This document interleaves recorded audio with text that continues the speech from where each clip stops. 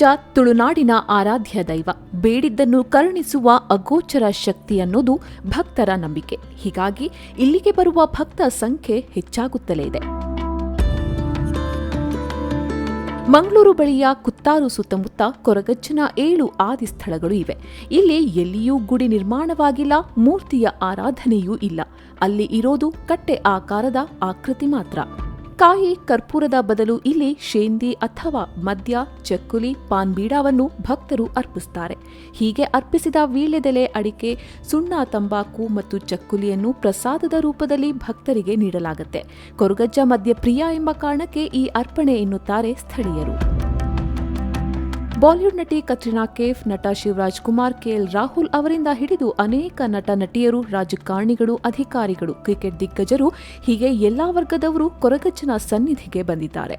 ಇಲ್ಲಿಗೆ ಬಂದು ಹರಕೆ ಹೊತ್ತು ಅದು ಈಡೇರಿದ ಮೇಲೆ ಇಲ್ಲಿಗೆ ಬಂದು ಹರಕೆ ತೀರಿಸುತ್ತಾರೆ. ಕೊರಗತನಿಯ ದೈವದ 7 ಆದಿಸ್ಥಳಗಳು ಯಾವುವೆಂದರೆ ದೆಕ್ಕಾಡು ಆದಿಸ್ಥಳ ಕುತ್ತಾರು, ಸೋಮೇಶ್ವರ ಆದಿಸ್ಥಳ, ಬೊಲ್ಯ ಆದಿಸ್ಥಳ, ಮಿತ್ತ ಅಗೆಲ ಆದಿಸ್ಥಳ, ಉಜಿಲ ಆದಿಸ್ಥಳ, ತಲ ಆದಿಸ್ಥಳ, ದೇರಳಕಟ್ಟೆ ಆದಿಸ್ಥಳ. ಇದು ಪಂಜಂದಾಯ ದೈವ 7 ಕಟ್ಟೆಯನ್ನು ಕೊರಗಜ್ಜನಿಗೆ ನೀಡಿದಂಥ ಸ್ಥಳಗಳು. ಈ 7 ಸ್ಥಳಗಳು ಆದಿಸ್ಥಳವೇ. ಜನರು ಕೆಲವರು ಕುತ್ತಾರು ಮಾತ್ರ ಆದಿಸ್ಥಳ ಅಂತ ಭಾವಿಸ್ತಾರೆ. ಆದರೆ 7 ಸ್ಥಳವು ಸಹ ಆದಿಸ್ಥಳ. 6 ಸ್ಥಳದಲ್ಲಿ ಕೊರಗಜ್ಜನ ಪೂಜೆ ದಿನಾಭಿವೃದ್ಧಿ ಇರ್ತದೆ. 9 ಪೂಜೆ ಆಗ್ತದೆ ದಿವಸಕ್ಕೆ. ಮತ್ತು ಇಲ್ಲಿ ನಮ್ಮ ಜಾತ್ರೆ ಆದರೆ ಅದು ಆಗೋದಿಲ್ಲ. ಜಾತ್ರೆ ಆದರೆ ಇಲ್ಲಿ ಆಗೋದಿಲ್ಲ. ಅದಕ್ಕೆ ಕೋರಿಕುಂಟ ಅಂತ ನಾನು ಹೇಳ್ತೇನೆ. ಈಗ ಇಲ್ಲಾದರೆ 3 ದಿವಸ, ಇಲ್ಲಾದರೆ 5 ದಿವಸ ಹಾಗೆ ಮಾಡ್ತಾರೆ. ಅದು ಪೂಜೆ ಇಲ್ಲ ಇಲ್ಲಿ. ಈ 7 ಕ್ಷೇತ್ರಗಳಲ್ಲಿ ಸರದಿಯಂತೆ ಕೋಲ ನಡೆಸಲಾಗುತ್ತೆ. ಹಿಂದೆ ದಿನಕ್ಕೆ 2 ಕೋಲ ಆಗ್ತಾ ಇದ್ವು. ಆ ನಂತರ 7ಕ್ಕೆ ಏರಿಸಲಾಗಿದೆ. ಹರಕೆ ತೀರಿಸುವವರ ಸಂಖ್ಯೆ ಹೆಚ್ಚಾಗಿದ್ರಿಂದ ಈಗ ನಿತ್ಯ 9 ಕೋಲ ಸೇವೆ ಮಾಡ್ತಿದ್ದೇವೆ. ಆಷಾಢ ಮಾಸದಲ್ಲಿ ಮಾತ್ರ ಕೋಲ ಸೇವೆ ಇರೋದಿಲ್ಲ. ಕೋಲ ಸೇವೆಗೆ 3 ವರ್ಷಗಳ ಮುಂಗಡ ಬುಕ್ಕಿಂಗ್ ಇದೆ ಎನ್ನುತ್ತಾರೆ ಈ ಕ್ಷೇತ್ರಗಳ ಆಡಳಿತ ಮಂಡಳಿ ಸದಸ್ಯರು. ಇಲ್ಲಿ ಮೊದಲು ಪಾರ್ಕಿಂಗ್ ವ್ಯವಸ್ಥೆ ಇರಲಿಲ್ಲ. ನಾವು ಜಾಗವನ್ನು ಖರೀದಿ ಮಾಡಿ ಈಗ ಪಾರ್ಕಿಂಗ್ ವ್ಯವಸ್ಥೆಯನ್ನು ಮಾಡಿದ್ದೇವೆ. ಮತ್ತು ಬಂದ ಭಕ್ತರಿಗೆ ಸ್ನಾನ ಮಾಡಲು ಮತ್ತು ಶೌಚಾಲಯ ಇರಲಿಲ್ಲ. ಶೌಚಾಲಯವನ್ನು ಸಹ ಮಾಡಿದ್ದೇವೆ. ಮತ್ತು ಭಕ್ತರಿಗಾಗಿ ಮತ್ತು ಊರಿನವರಿಗಾಗಿ ಆಂಬ್ಯುಲೆನ್ಸ್ ಸೇವೆಯನ್ನು ಸಹ ನಮ್ಮ ಆಡಳಿತ ಮಂಡಳಿಯ ಪರವಾಗಿ ಮಾಡಿದ್ದೇವೆ. ಹಾಗೆ ಒಂದು ಈಗ KS ಹೆಗ್ಡೆ ಮತ್ತು ನಮ್ಮ ಆಡಳಿತದ ಪರವಾಗಿ ಈಗ ಕ್ಲಿನಿಕನ್ನು ಸಹ ಮಾಡಿದ್ದೇವೆ. ಕೊರಗಜ್ಜನಿಗೆ ಅಗೆಲು ಸೇವೆ ನೀಡಲಾಗುತ್ತೆ. ಒಣ ಮೀನು, ಮಾಂಸದ ಅಡುಗೆ ಮಾಡಿ ನೈವೇದ್ಯ ಮಾಡೋದು ಅಗೆಲು ಸೇವೆಯ ಪದ್ಧತಿ. ಆದರೆ ಈ ನೈವೇದ್ಯವನ್ನು ಈ ಕೊರಗಜ್ಜನ ಕ್ಷೇತ್ರಗಳಿಗೆ ತರುವುದಿಲ್ಲ. ಅದಕ್ಕೆ ಸಂಬಂಧಿಸಿದ ಮೂಲ್ಯ ಅಂದರೆ ಕುಲಾಲ ಸಮುದಾಯದವರ ಮನೆಯಲ್ಲಿ ಈ ಸೇವೆ ನೆರವೇರಿಸಲಾಗುತ್ತೆ. ಈ 7 ಕ್ಷೇತ್ರಗಳಲ್ಲಿ ಬೆಳಗ್ಗೆ 6:30ರಿಂದ ಸಂಜೆ 6:30ರವರೆಗೆ ಮಾತ್ರ ಎಲ್ಲರಿಗೂ ಪ್ರವೇಶವಿದೆ.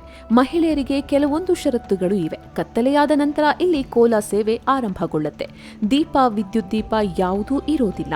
ರಾತ್ರಿ 9 ಗಂಟೆವರೆಗೂ ಕೋಲ ಸೇವೆ ನಡೆಸಲಾಗುತ್ತೆ. ಕೋಲ ಸೇವೆಯ ಹರಕೆ ಹೊತ್ತವರಿಗೆ ಆಹ್ವಾನಿಸಲಾಗುತ್ತದೆ ಇದ್ದು ಅವರು ಪಾಲ್ಗೊಳ್ಳಬಹುದು. ಆದರೆ ಈ ಕೋಲ ಸೇವೆಗೆ ಮಹಿಳೆಯರಿಗೆ ಪ್ರವೇಶ ಇರೋದಿಲ್ಲ. ಕುತ್ತಾರಿನಲ್ಲಿಯೇ ಇನ್ನೊಂದು ಕೊರಗಜ್ಜ ಕ್ಷೇತ್ರವಿದೆ. ಆದಿಸ್ಥಳ ಸ್ವಾಮಿ ಕೊರಗಜ್ಜ ಕ್ಷೇತ್ರ ಅನ್ನೋದು ಇದರ ಹೆಸರು. ಸ್ಥಳೀಯರಾದ ಹರೀಶ್ ಕುತ್ತಾರ್ ಅವರು ಈ ಕ್ಷೇತ್ರವನ್ನು ಅಭಿವೃದ್ಧಿಪಡಿಸುತ್ತಿದ್ದಾರೆ. ಇಲ್ಲಿ ರಕ್ತೇಶ್ವರಿ ದೇವಸ್ಥಾನ, ಬೆರ್ಮಾ ಎಂಬ ಪ್ರಧಾನ ದೈವದ ದೇವಸ್ಥಾನ, ಸಿರಿ ದೈವಗಳು ಸಹ ಇವೆ. ಪ್ರತಿ ಭಾನುವಾರ ಬೆಳಿಗ್ಗೆ 9ಕ್ಕೆ ಇಲ್ಲಿ ವಿಶೇಷ ಪ್ರಾರ್ಥನೆ ಇರ್ತಾ ಇದ್ದು ಭಕ್ತರು ಪಾಲ್ಗೊಂಡು ತಮ್ಮ ಇಷ್ಟಾರ್ಥಗಳ ಈಡೇರಿಕೆಗೆ ಪ್ರಾರ್ಥಿಸಬಹುದು. ಇಲ್ಲಿ ವಿಡಿಯೋ, ಫೋಟೋ ತೆಗೆಯೋದಕ್ಕೆ ಅವಕಾಶವನ್ನ ನೀಡಲಾಗುತ್ತೆ. ಮಂಗಳೂರಿನಿಂದ ಉಳ್ಳಾಲ ಕಡೆಗೆ ಹೋಗುವಾಗ ಮೊದಲಿಗೆ ಗುಳಿಗ ಕೊರಗಜ್ಜ ದೈವಗಳ ಉದ್ಭವ ಶಿಲೆಯ ಪ್ರಧಾನ ಆದಿಸ್ಥಳ ಎಂಬ ಕ್ಷೇತ್ರ ಇದೆ.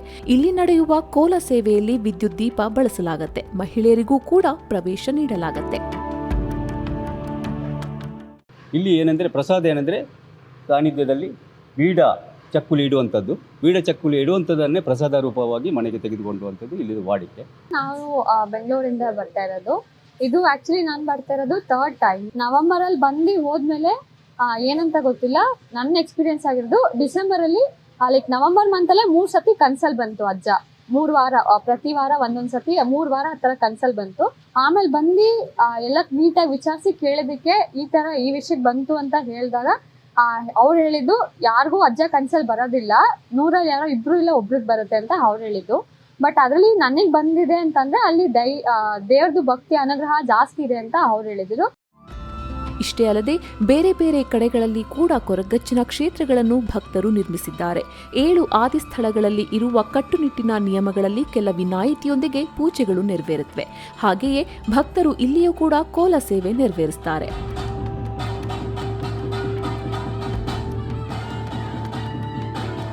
ಹೀಗೆ ಮೂರ್ತಿಯಲ್ಲದ, ಮಂದಿರವಿಲ್ಲದ ಈ ದೈವ ಇಂದು ಲಕ್ಷಾಂತರ ಹೃದಯಗಳಲ್ಲಿ ಮನೆ ಮಾಡಿದೆ.